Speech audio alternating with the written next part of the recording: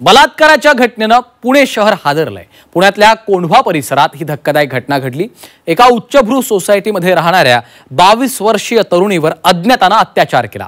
Courier boy असल्याचं सांगून हा नराधम या सोसायटीमध्ये शिरला होता। पाहूयात। बलात्काराच्या घटनेनं पुणे हादरलं। पुण्यातील कोंढवा परिसरात धक्कादायक घटना। डिलिव्हरी बॉय असल्याचं सांगून नराधम शिरला घरात। पुणे शहर पुन्हा एकदा बलात्काराच्या घटनेनं हादरलंय। कोंढवा परिसरात ही धक्कादायक घटना घडली आहे। एका उच्चभ्रू सोसायटीमध्ये राहणाऱ्या 22 वर्षीय तरुणीवर बुधवारी रात्री 7:30च्या सुमारास अज्ञात इसमाने अत्याचार केला।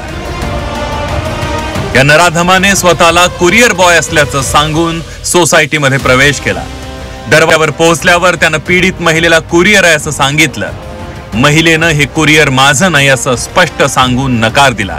मात्र या नराधमाने सही करावी लागेल असा आग्रह धरला। त्यामुळे महिलेनं सेफ्टी डोर उघडला। त्याच क्षणी या नराधमानं तिच्या तोंडावर केमिकल स्प्रे फवारला, ज्यामुळे ती महिला बेशुद्ध झाली आणि त्यानंतर या नराधमानं या तरुणीवर लैंगिक अत्याचार केला। निर्भया वय वर्ष 22 ह्या कोंढवा परिसरातील एका सोसायटीमध्ये फ्लॅटमध्ये एकट्याच होत्या।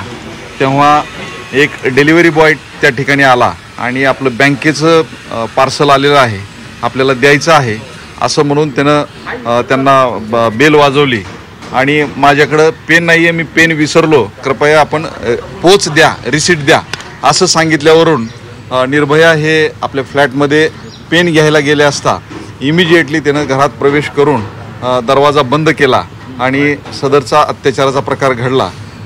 त्याचा तपास चालू आहे। या धक्कादायक बाब म्हणजे या नराधमाने महिलेच्या मोबाईल मधून स्वतःचा सेल्फी काढून मी पुन्हा येईन असा संदेश दिलाय। ही घटना कुणाला सांगितली तर हा फोटो व्हायरल करण्याची धमकी या नराधमाने पीडितेला दिली। घटनास्थळाचा सविस्तर पंचनामा केलेला आहे। त्या ठिकाणी आयकार बोलवण्यात आली होती, फोरेन्सिक एक्सपर्ट्स बोलवण्यात आलेले होते। त्याचबरोबर निर्भयाचा मोबाईलही आम्ही तपासलेला आहे। आपण म्हणता त्याप्रमाणे त्यामध्ये एक फोटो आढळून आलेला आहे, ज्यामध्ये आरोपीनं लिहिलेलं आहे की मी पुन्हा येईल आणि जर ही घटना सांगितली, लीक केली तर मी सदरचा फोटो व्हायरल करेल। आमची जवळपास 10 पथकं आरोपीच्या मागावरती आहे।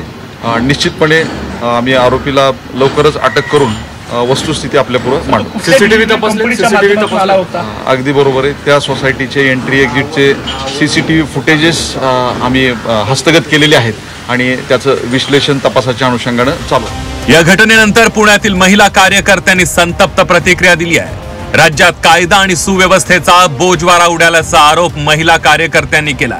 आजच्या तारखेला आम्ही जर घरात त्या मुली बाळींना एकटं सोडून गेलं तरी आमच्या मुली बाळी आमच्या सुना सुखरूप राहतील का नाही याची तुमच्या राज्यात गॅरंटी नाहीये।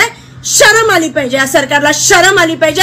कायदा सुव्यवस्थेची पूर्ण वाट लावून टाकली। कोंढव्यामध्ये राहणाऱ्या एका उच्चभ्रू सोसायटीमध्ये घरात घुसून मुलीवरती अत्याचार होतो, ही घटना तर अत्यंत वेदनादायक आणि मनाला त्रास देणारी ठरणारी आहे। खरं पाहायला गेलं तर या सर्व गुन्हेगारांवरती किंवा या मानसिकतेवरती कोणताच पोलिसांचा वचक, कायद्याचा वचक राहिलेला नाहीये। कोंढवा पोलिसांनी घटनास्थळावरील सीसीटीव्हीच्या आधारे आरोपीचा शोध सुरू केला। आरोपीच्या तात्काळ मुसक्या आवळून त्याला कठोरात कठोर शिक्षा देण्याची मागणी आता जोर धरू लागली आहे। मात्र या घटनेमुळे महिलांच्या सुरक्षेचा मुद्दा पुन्हा एकदा ऐरणीवर आलाय। चंद्रकांत फुंदे, झी 24 तास, पुणे।